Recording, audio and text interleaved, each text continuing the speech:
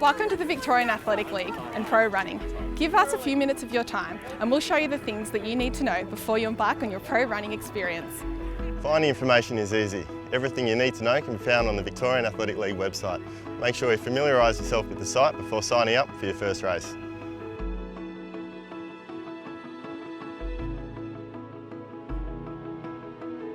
There are some key steps to ensuring you have a good race day. You don't have to pay entry because you've paid to compete, but it is important and good to buy a book which lets you know your race time, your heat number and what colour you're wearing for the day. Race books are often available at the door, at the gate or at the canteen.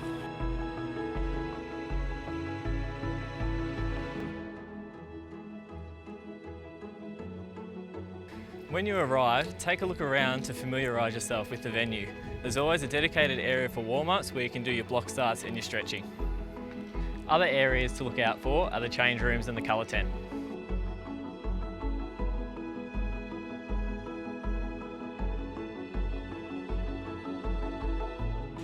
Each competing athlete is assigned a colour in the race program. The colour aligns with your handicap and in the sprint races, your lane. You should collect your colour about 7 to 10 minutes before the start of your race time. Male athletes are required to wear their own singlet under the colour and women a singlet or a crop top.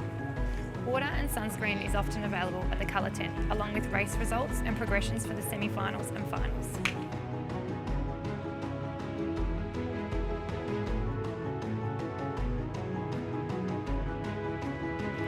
It's the responsibility of the athlete to go to the start line in time for your event.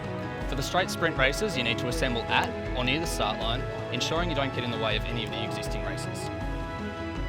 When it's your turn to run, put your blocks in. Your front block goes on the line that aligns to your handicap. Remember, in professional running, your front foot goes on your handicap and your hands are allowed in front of it.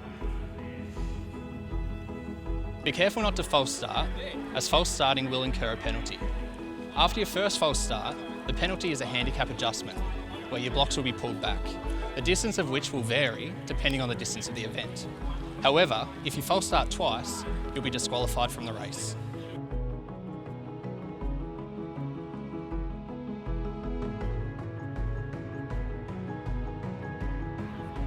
If your race distance is 300 metres or longer, you don't run in lanes and you start without blocks.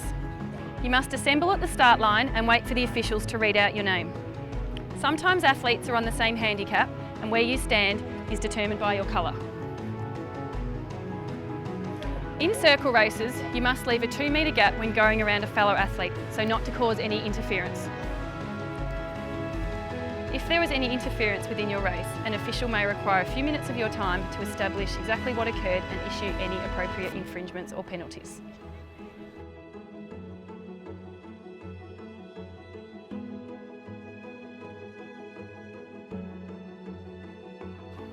At the completion of your race, make sure you return your colour to the colour tent.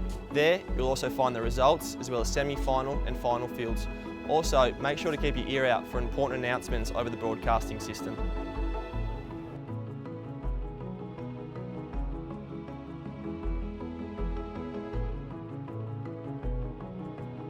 If you're lucky enough, you may have won some prize money.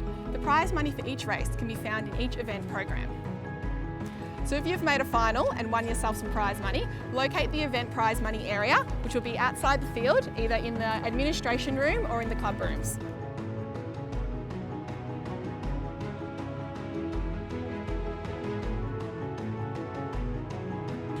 Your equipment's your own to look after, so if you have blocks, put your name on them, and don't forget to take them with you at the end of the day.